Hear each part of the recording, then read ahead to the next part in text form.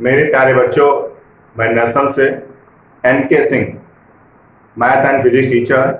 बच्चों, मैंने अभी तक आपको 2 लेसन तक, यानी कि पहला चैप्टर पढ़ाया था वैद्युत तीव्रता और दूसरा चैप्टर जो था अबागौस की प्रमेय। मैंने दोनों को एक्सटेंड किया और न्यूमेरिकल मैंने उसमें कंप्लीट कराया। बच्चों, आज मैं अब एक नया चैप्टर ले रहा हूं, तीसरा वैद्युत धारिता। ये चैप्टर भी बहुत ही इंपॉर्टेंट है। मैं आज भाग 1 में मैं सब बच्चों का स्वागत करता हूं और इसके साथ इसमें चूंकि न्यूमेरिकल बहुत ज्यादा है तो हो सकता है 7 या 6 या 8 ऐसे भाग बन सकते हैं, वो आपको बिल्कुल कंप्लीट करने हैं। बच्चों देखिए, वैद्युत धारिता के ये आपके पास फार्मूले हैं। देखिए, पहला फार्मूला है C=Q/B, दूसरा है C=4πε0A, तीसरा है V=Q1 + Q2/C1 + C2, चौथा फार्मूला है U=1/2CV², पांचवा C=ε0A/D, छठा फार्मूला C=C0K, सातवां फार्मूला E=V/D, आठवां फार्मूला समांतर श्रेणी के लिए यानी समांतर क्रम के लिए है, तो C=C1, C2, C3 और भी अगर होंगे तो C डैश जो भी हो। नवा फार्मूला श्रेणी क्रम के लिए तो 1/C = 1/C1 + 1/C2 + 1/C3 + ऐसे ही मैंने इनको जो जिस सिंबल से नोट हो रहे हैं वो मैंने मात्रक सहित नोट किया। जैसे एग्जांपल C, यहाँ पर आपको मालूम होने चाहिए धारिता है, इसका मात्रक फैराडे है।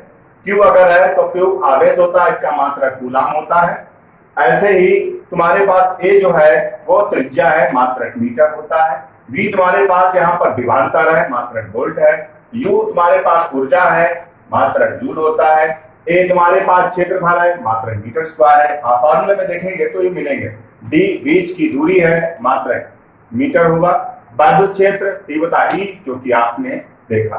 तो ये फार्मूले आपके लिए इंपॉर्टेंट है जी, आपको याद करने हैं। मैं आज से ही इसी वैद्युत धारिता के कुछ न्यूमेरिकल्स आपको कराऊंगा। और अब बच्चों, हम लोग वैद्युत धारिता का पहला क्वेश्चन देखेंगे। बहुत सरल है, आपको समझना है। लिखा, पारे की 27 एक समान बूंदों में प्रत्येक को 10 वोल्ट के विभव तक आवेशित किया गया है। यदि इन बूंदों को मिलाकर एक बड़ी बूंद बनाई जाए तो बड़ी बूंद पर कितना विभव होगा। मतलब हमसे इसने पूछा है बड़ी बूंद पर विभव क्या होगा।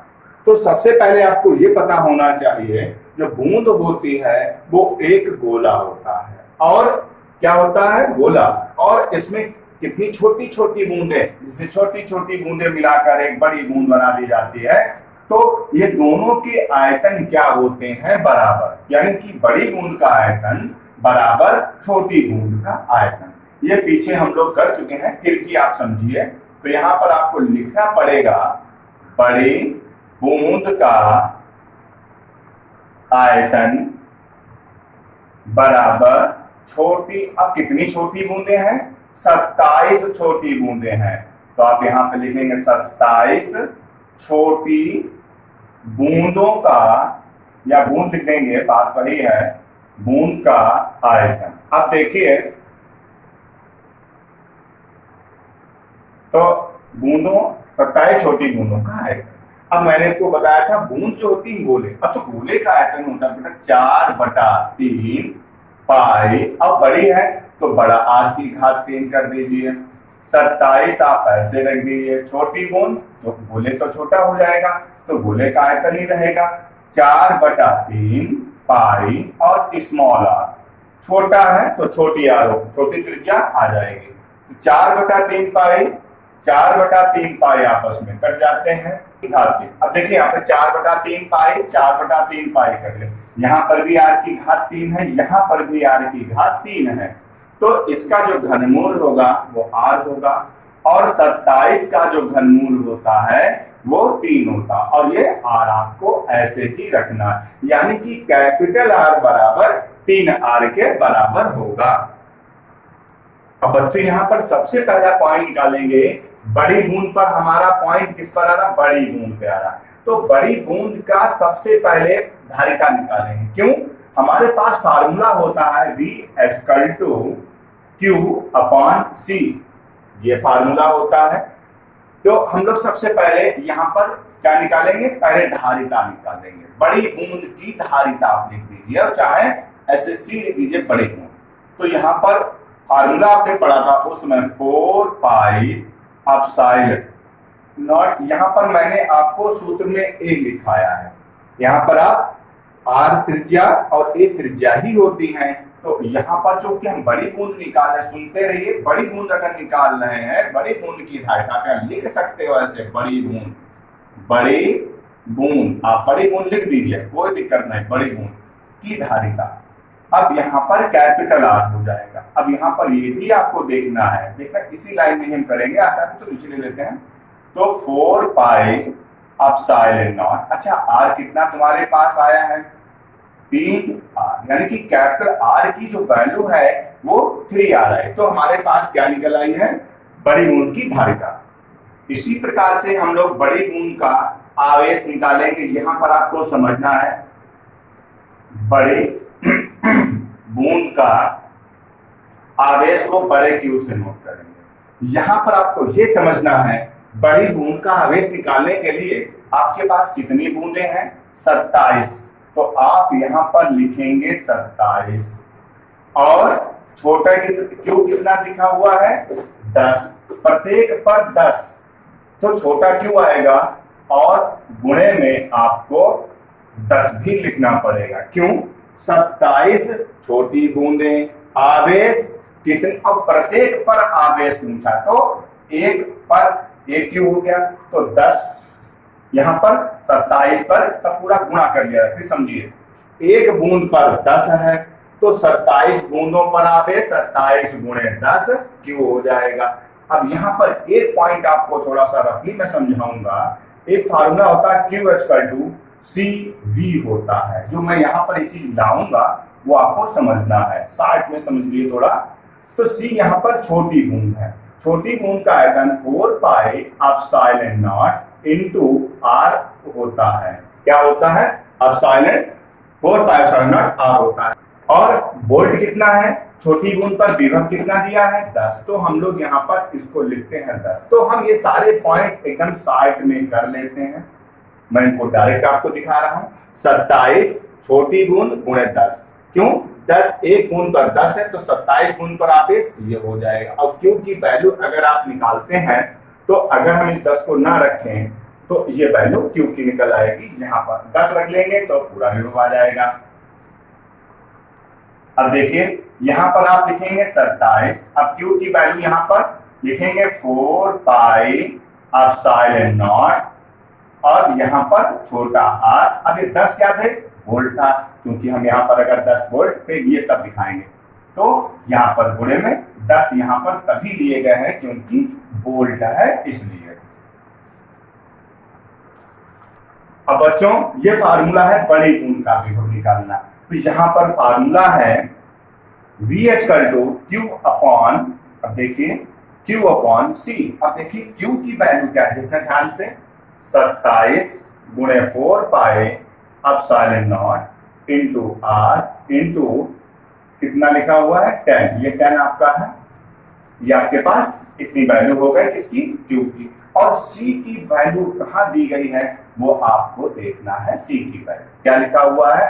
4 pi epsilon not into 3R। अब देखना, 4 pi epsilon not 4 pi epsilon not cut जाता है, R से R कट जाता है, 3 से काटेंगे 3 एकड़ और 3 नियम 27। जब इसको हम लोग गुणा करेंगे तो 10 की 9 से गुणा करेंगे तो ये हो जाएंगे 90 वोल्ट हो जाता है। तो ये बेटा हमारा पहला क्वेश्चन है। अब बच्चों, ये क्वेश्चन नंबर 2। अभी मैंने क्वेश्चन नंबर 1 किया था, यहाँ पर सिर्फ 27 छोटी बूंदें थी, यहाँ अब यहाँ पर कितनी है? 64 है। वही क्वेश्चन है। आज तो जल की 64 बूंद छोटी बूंदों को प्रत्येक की त्रिज्या 1 मिलीमीटर तथा व्यास 2/3 गुणे 10 की घात 12 कूलम आवेश है।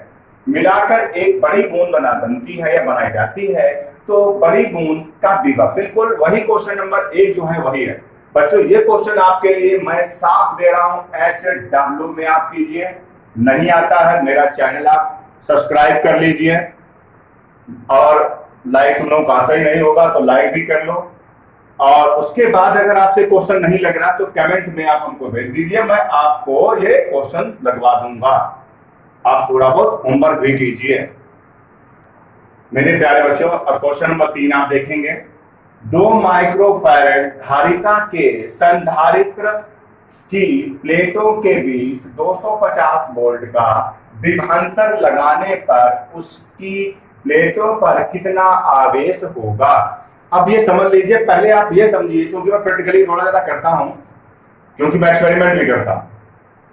और मैं आपको बता दूं, ये तुमने देखा नहीं होगा, ये है क्या चीज, सबने देखा है, आपको पता नहीं है। बस आप मार्केट में जाइए, देखिए ये मैं तुमको दिखा रहा हूं, इस पे यहां पर लिखा हुआ है 250 माइक्रोफैरड। ये बेटा कंडेंसर होता है जो पंखों में लगा होता है, यही वो क्या होती है, संधारित्र। ये क्या करता है, जब पंखों में लगाया जाता है, इसमें दो से होते हैं इंड, तो एक इन होता है, दूसरा आउटपुट होता है। इसमें क्या होता है, जब इसको 250 वोल्ट या 220 वोल्ट या 300 वोल्ट 20 वोल्ट जब इसको जोड़ दिया जाता है, तो ये क्या करता है, ये इलेक्ट्रिक को अंदर क्या कर संधारित्र कर लेता है। यानी कि जब संधारित्र कर लेता है तो इसका आवेश जो है वो क्या होता है, जब बाहर आउटपुट आएगा तो आवेश इसका फ्लो बढ़ जाता है। तो बच्चों हम फिर से वापस आ सकते हैं क्वेश्चन पे, क्योंकि ये धारिता को बताना था मुझे प्रैक्टिकली, तभी मैंने किया। अब देखिए 2 माइक्रोफैरड धारिता, अब धारिता को हम लोग नोट करते हैं सी से, फार्मूले आपके पास लिखे हैं तो क्वेश्चन आपको बहुत सारे लगेंगे, फार्मूले याद करेंगे। तो 2 माइक्रोफैरड, आप इसको 2 × 10⁻⁻6 फैरड लिख सकते हैं। 1 माइक्रोन बराबर 10⁻⁻6। प्लेटों पर विभवांतर, विभवांतर बी कितना लिखा, बी कितना है आपके पास 250 वोल्ट। बहुत सरल इसके न्यूमेरिकल हैं। लगाने से उसकी प्लेटों पर कितना आवेश होगा, इसका आवेश कितना होगा, QH फार्मूला होता है CV। अच्छा C कितना है, 2 × 10⁻⁻6 और V कितना है 250। आप इनकी गुणा कर लीजिए, कितना होगा 500 × 10 की घात, देखो गुणा करेंगे 500 × 10⁻⁻6 कूलम। अच्छा ये जो चीज है ये है क्या कूलम, कभी हम लोग इस पे चर्चा करेंगे। अगर आप हम लोगों को हमें ज्यादा पढ़ना चाहेंगे तो मैं सारे पॉइंट, चूंकि मैं तोड़ने की क्षमता रखता हूं, मैंने सारी चीजें प्रैक्टिकली की हैं और मुझे पता है। अगर आप कायदे से पढ़ोगे, मैं तुम्हें ये सारी चीजें बता दूंगा, ये चीज है क्या, आपकी रोटेन लाइफ में इसका प्रयोग क्या है। आप इन सभी चीजों को कायदे से अगर पढ़ लेंगे तो रियल में आप कोई नई रिसर्च कर सकते हैं और नया कर सकते हैं। साइंस कोई बहुत बड़ी चीज नहीं है, साइंस तुमसे बनी है और तुम ही करोगे। आपको मैं बार बार कहता हूं, मेरे जितने भी न्यूमेरिकल्स की वीडियो आ रही है उनको पढ़िए, और फिर हम आपको जब कभी भी चैप्टर का मौका मुझे मिलेगा तो मैं पूरे चैप्टर को इस तरीके से एक्सप्लेन कर दूंगा, आपने कभी कल्पना भी नहीं की होगी कि किसी ने चैप्टर को किस तरीके से एक्सप्लेन किया है।